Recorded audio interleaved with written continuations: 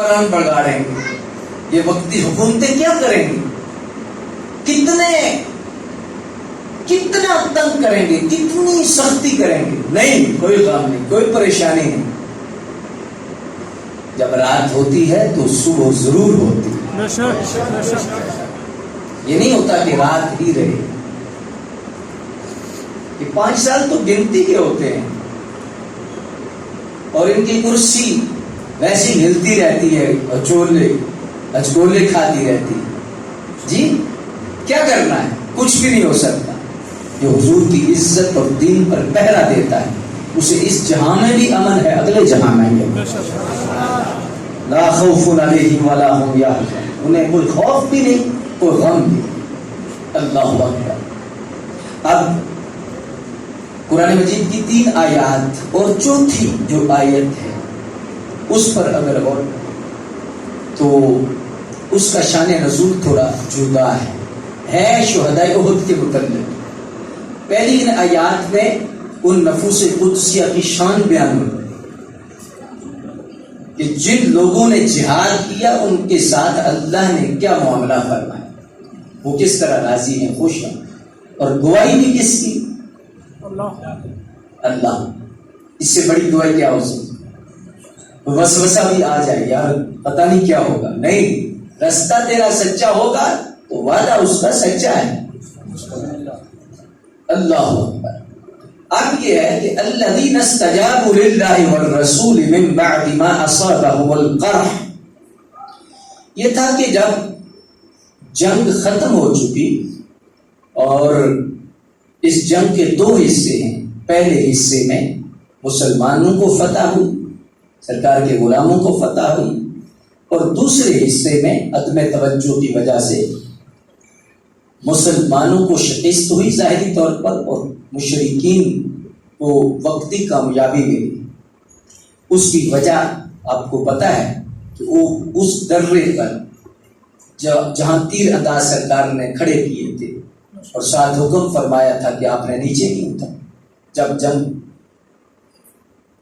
جیت چکے تو انہوں نے سمجھا کہ اب تو جنگ وہ کافر بھاگ گئے، لیکن کچھ صحابہ نے کہا نہیں، سرکار نے تاکیداً فرمایا ہے کہ تم نے نیچے کہا کہ ابھی تو جنگ ختم ہو چکی ہے. بہرحال وہ نیچے اتر آئے، عدم توجہ ہو گئی. پھر اس وقت خالد بن ولید رضی اللہ تعالیٰ عنہ ایمان نہیں لائے تھے، انہوں نے پیچھے سے حملہ کیا اور پھر حملہ اتنا زبردست تھا کہ مسلمانوں کے پاؤں اکھڑ گئے. ظاہر ہے جب اچانک حملہ ہو جاتا ہے تو پھر بندہ اپنے آپ کو سنبھال نہیں پاتا. بہت نقصان ہوا. سید الشہداء امیر حمزہ رضی اللہ تعالیٰ عنہ کی شہادت، پھر صحابہ کبار کی شہادتیں، 70 صحابہ شہید ہوئے. پھر سرکار کے دندان مبارک کو نقصان پہنچا. پھر نبی کریم علیہ الصلوۃ والسلام کے خون مبارک سے آپ کے کپڑے مبارک تر ہونے لگے. اور ایسا موقع بھی آیا کہ شیطان نے افواہ پھیلا دی کہ معاذ اللہ ثم معاذ اللہ نبی پاک شہید ہو چکے ہیں، حوصلے پست کرنے کے لیے. تو یہ اتنا بڑا نقصان. اس سے پہلے میں ایک صرف جملہ بولوں گا جہاں پر آ کر 2 اسباب ہیں. پہلا تو سبق یہ ہے کہ نبی اکرم صلی اللہ علیہ وسلم کی اگر نافرمانی کی جائے، عدم توجہ کی جائے تو کتنا بڑا نقصان امت کو ہوتا ہے. یہ سبق. اگر پہلی صف والے لوگ بھی عدم توجہ کریں تو بہرحال نقصان ضرور ہوگا. اس سے سبق یہ حاصل ہوا کہ اگر سرکار کے فرمان پر، شریعت کے فرمان پر، اللہ اس کے رسول کے فرمان پر توجہ نہ دی جائے، عدم توجہ کی جائے تو بندہ چاہے اکیلا ہو اس کو نقصان ہو. شریعت میں نقصان نہیں، حضور کے فرمان پر عمل کرنے میں نقصان نہیں، اور لیکن اس کا بائی پاس کرنا، اس کو چھوڑنا ہر وقت بندے کو نقصان ہے. چاہے وہ گھر کا مسئلہ ہو، چاہے محلے کا مسئلہ ہو، چاہے گاؤں کا مسئلہ ہو، چاہے شہر کا، چاہے ملک کا، چاہے پورے نظام کا مسئلہ ہو. جب بھی ہم شریعت کو چھوڑیں گے نقصان ہو. یہ قطعی بات ہے. اور جب ہم اللہ اس کے رسول کے حکم پر عمل کریں گے وقتی اگر نقصان بھی ہوگا پھر بھی اللہ برکت عطا فرمائے. یہ سبق ملتا ہے. اب اس سے ایک اور دوسرا سبق بھی ہے کہ جب یہ صحابہ کرام رضوان اللہ علیہم اجمعین سے عدم توجہ ہو گئی، یہ لفظ غور کریں میں کیا استعمال کرتا ہوں، عدم توجہ ہو گئی. بعض لوگ یہاں پر آ کر گرتے ہیں اور آ کر صحابہ کی گستاخی شروع کر دیتے ہیں. روافظ تو روافظ ہیں، اہل سنت کے اندر کچھ بھیڑیے ایسے ہیں کہ جو صحابہ کے متعلق بہت زبان درازی کرتے ہیں اور بہت دیدہ دریری سے ایسے جملے بولتے ہیں کہ جو ان کی شان پہ لائق نہیں. یاد رکھیں کہ وہ صحابہ کرام جو درے سے نیچے اترے تھے ان کا فیصلہ اللہ نے فرما دیا، فیصلہ ہو چکا. اب میرے ذمہ فیصلہ نہیں یا کسی عام کے ذمہ فیصلہ نہیں کہ کوئی بندہ منہ کالا کر کے آ جائے تو وہ بک بک کرنا شروع کر دے اور صحابہ کے خلاف کوئی بات کرنا شروع کر دے. اسی وقت اللہ نے فیصلہ کر دیا. اب اللہ کے فیصلے پر مطمئن ہونا چاہیے یا نہیں ہونا چاہیے؟ بولو کیا خیال ہے؟ میں درس قرآن دے رہا ہوں، ہو سکتا ہے کہ لچھے دار گفتگو نہ ہو اور ہماری عادت بھی نہیں، لیکن ہے کہ پیغام پہنچانا ضروری. قرآن ہے، درس قرآن ہے، عام جلسہ تو نہیں ہے. اب کی سمجھ شریف میں بات آ رہی ہے؟ اللہ اکبر. ماشاءاللہ آپ کے چہرے مجھے محسوس کرا رہے ہیں کہ آپ کا باطن روشن ہو رہا ہے. اب کیا ہے کہ اللہ نے جو فیصلہ کیا، اللہ کا شکر ہے کہ امت اس پہ مطمئن ہے. کچھ کالی بھیڑیں اگر مطمئن نہ بھی ہوں تو جہنم بھی تو کسی وجہ سے ہی بنا ہے. اگر کچھ بدبخت صحابہ پر پھر بھی انگلی اٹھائیں جب اللہ کا قطعی فیصلہ آ جائے تو پھر یہی کہ اللہ کی خفیہ تدبیر سے ڈرنا چاہیے. جہنم بنانے کا کوئی مقصد. اللہ نے کیا فیصلہ کیا؟ یہ سارا کچھ ہو چکا. اللہ نے کیا فیصلہ کیا؟ عفا اللہ عنک لما اذنت لہم. محبوب غلطی بے شک بڑی ہے لیکن ہم نے انہیں معاف کر دیا.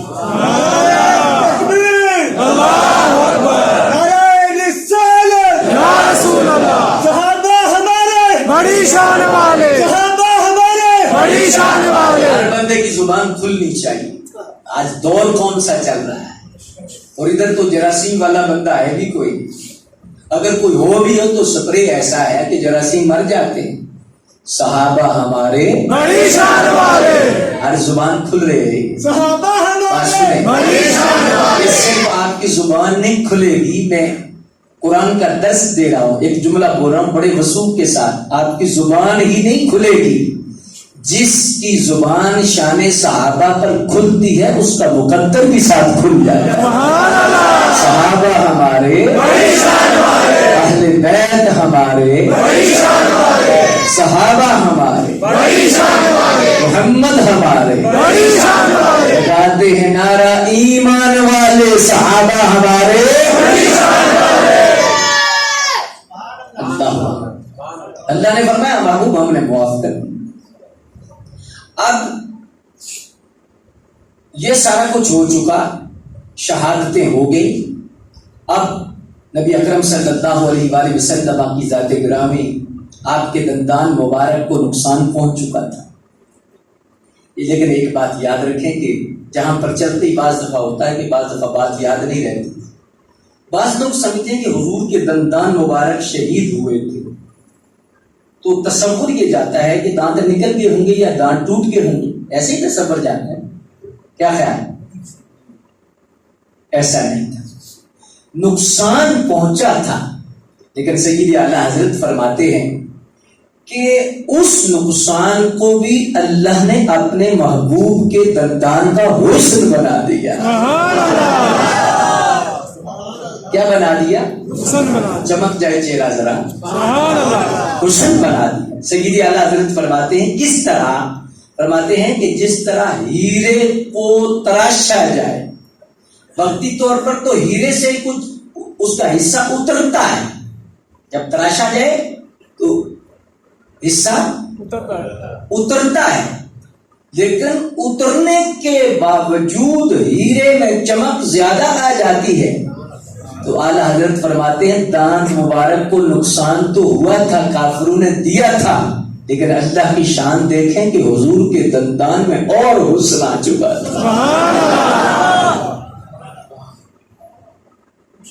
کیوں؟ اللہ نے کسی نبی میں ظاہری عیب بھی اللہ نے نہیں رکھا۔ بے شک بے شک۔ اور جو نبیوں کے سردار ہو، جو صدر نشین ہو، صدر نشین دیوان حشر دا تے افسر وچ امامہ، ان نبی محتاج اوسے دے کہ نفراں باند غلاماں، حسن بازار تیرے سہ یوسف بردے ہو وقاندے، ذوالقرنین سلیمان جے خدمتگار کہاں دے، عیسیٰ پاک تو ساڈے دردی گھن تیمم کردہ، تائیوں دست مبارک استا شافی ہر ضرر دا، وہ کمال حسن حضور ہے کہ گمان نقص جہاں نہیں، یہی پھول خار سے دور ہے، یہی شمع ہے کہ دعا نہیں۔ میرے اعلیٰ حضرت کی زبان کو کون سمجھے؟ اسی مقام پر شاہد اعلیٰ حضرت نے فرمایا وہ کمال حسن حضور ہے کہ گمان نقص جہاں نہیں۔ حضور کا حسن ایسا ہے، حضور کے حسن کا کمال ایسا ہے کہ نقص تو دور کی بات ہے، گمان بھی یہاں نہیں آ سکتا، سوچا بھی نہیں جا سکتا کہ عیب ہو۔ گمان نقص یہاں ادھر نہیں، نا نا نا نا نا، اس بستی میں نقص نہیں آ سکتا، یہ حسن مصطفیٰ کی بستی ہے۔ وہ کمال حسن حضور ہے کہ گمان نقص جہاں نہیں۔ پھر آگے دیکھیے امام کیسے بول رہے ہیں، نعت کہنے کو احمد رضا چاہیے، سبحان اللہ، بے شک بے شک، یہی پھول خار سے دور ہے، یہی شمع ہے کہ دعا نہیں۔ فرماتے ہیں ہر پھول کے ساتھ کانٹا ہوتا ہے، حسن پھول کا اپنی جگہ، لیکن کانٹا تو پھول بھی رکھتا ہے۔ تو کہتے ہیں یار پھول تو ہے لیکن کانٹا بھی تو ہے، تو پھول کے حسن پر انگلی اٹھ جاتی ہے جب کانٹے کی طرف نظر جاتی ہے۔ فرمایا شمع کا نور اور روشنی اپنی جگہ ہوتی ہے، لیکن دھواں جو ہے وہ اس کا عیب ظاہر کرتا ہے کہ بے شک اس کی روشنی بڑی ہے لیکن دھواں بھی تو ہے نا۔ لیکن سرکار فرماتے ہیں ہر پھول کے ساتھ خار ہوگا یعنی کانٹا ہوگا، اور ہر شمع کے ساتھ دھواں ہوگا، لیکن سرکار کے عشق، سرکار کے حسن کی شمع کیسی ہے، سرکار کے حسن کا پھول کیسا ہے؟ فرمایا ہر پھول کے ساتھ خار ہے، ہر شمع کے ساتھ دھواں ہے، لیکن فرمایا یہ حضور کا حسن ہے، وہ کمال حسن حضور ہے کہ گمان نقص جہاں نہیں، یہی پھول خار سے دور ہے۔ سرکار کا حسن ایسا، یہ پھول ایسا، اس کے ساتھ خار نہیں، اس کے ساتھ کانٹا نہیں، اور یہ شمع ایسی ہے کہ اس کے ساتھ دھواں نہیں۔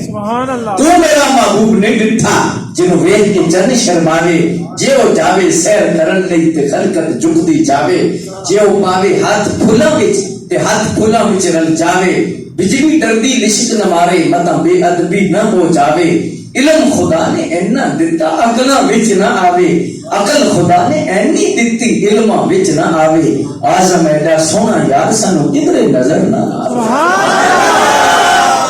سیدی مرشد یا نبی یا نبی، سیدی مرشد یا نبی یا نبی، محمد ہمارے بڑی شان والے، محمد ہمارے بڑی شان والے، صحابہ ہمارے بڑی شان والے، صحابہ ہمارے بڑی شان والے، صحابہ ہمارے بڑی شان والے، صحابہ ہمارے بڑی شان والے۔ نعرہ لگا ہے سیدی مرشدی نہیں ہوتا، شین پہ زبر نہیں، سین کے نیچے زیر ہے، مرشدی، کیا مرشدی نہیں لگایا، مرشدی۔ ہم بھی دیکھتے ہیں نا کہ نعرہ لگا ہے، نعرہ کتنا اچھا ہے، جان ہے ہمارا ایمان ہے، یہی سنیوں کی شان ہے، اللہ اکبر۔ اور جیتے بھی اعلان ہے، مرتے بھی اعلان ہے، اللہ، اور اس پر ہمارا ایمان ہے۔ جی سیدی مرشد اور شد میں فرق ہے. مرشد یہ مرید کے لیے ہے اور مرشد یہ پیر کے لیے. سبحان اللہ. بے شک یہ ہدایت لینے والا ہے مرشد اور مرشد ہدایت دینے والا. مرشدی ہے سرکار, مرشدی سرکار کیا ہے؟ مرشد. آپ کی سمجھ شریف میں تو بات آئی. اللہ اکبر. پھر بولو سیدی مرشدی سیدی مرشدی سیدی مرشدی. سبحان اللہ. سرکار کا حسن ایسا ہے کہ جب دندان مبارک کو نقصان بھی پہنچا, اللہ نے اسے نقش نہیں بنایا بلکہ اور شان والا بنا دیا. کیا آپ کی سمجھ شریف میں مسئلہ آ گیا؟ لوگوں کے ذہن میں گمان آتا ہے نا کہ جب حضور کے دندان شہید ہوئے تھے. ایک اور مسئلہ بھی یاد رکھیں, یہاں پر بہت سارے لوگ سمجھتے نہیں لیکن اختلاف کرتے ہیں. ہمارے اہل سنت کے نزدیک یہ بات درست نہیں کہ حضرت سیدنا اویس کرنی رضی اللہ تعالی عنہ نے اپنے دانت مبارک جب سرکار کا سنا تو سارے ہی نکال دیے, اور پھر یہ کیلا آیا. کیلے کی تعریف پڑھیں گے تو موسیٰ علیہ السلام سے بھی پہلے تھا. بے شک بے شک.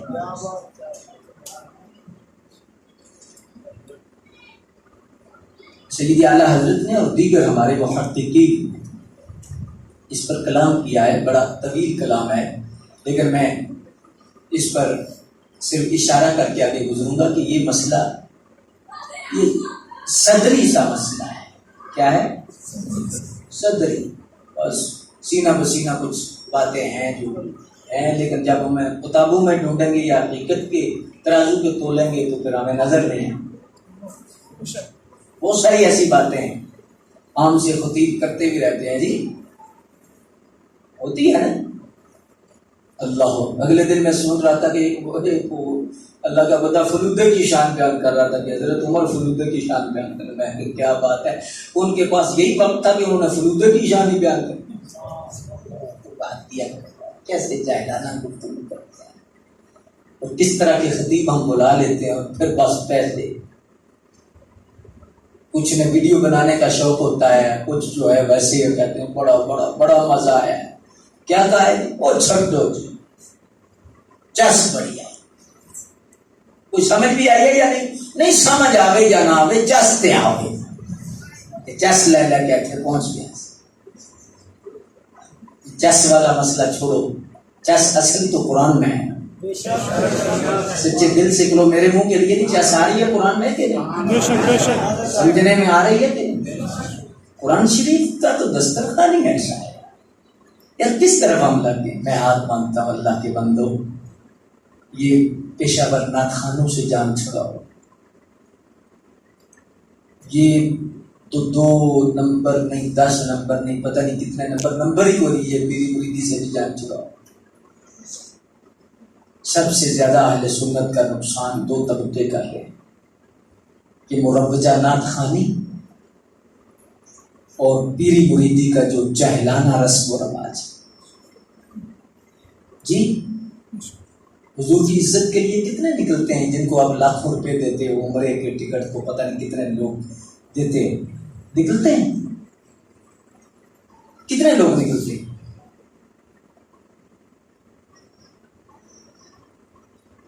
سرکار کی عزت و ناموس کا مسئلہ ہے. پیر باہر تو نہیں آیا ہے, میں سب کی بات تو نہیں کر رہا, اللہ ماشاء اللہ سبحان اللہ, بڑے بڑے اچھے لوگ بھی ہیں اور وہ آتے بھی ہیں اور پہرا دیتے بھی ہیں. یہ سارے معاملات ہیں. تو لیکن کیا ہے, قوالی ضرور ہو, عرس ضرور ہو, یہ ساری چیزیں ضرور. تو مرید کو یہ نہیں بتایا اصل میں میری مریدی کیا ہے. عرس ہو یا نہ ہو, نذرانہ آئے یا نہ آئے, تجھے نبی پاک کا وفادار ہونا چاہیے. سبحان اللہ. بے شک تجھے سرکار کا وفادار ہونا چاہیے. یہ تو ہم نے بتایا تو نہیں, ہم بس کدو شریف کی شان بیان کرتے ہیں اور حلوے شریف کی شان بیان کرتے ہیں. جی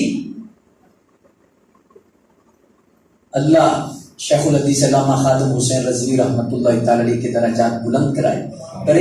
انہوں نے قوم کا قبلہ درست کرنے کی کوشش کی.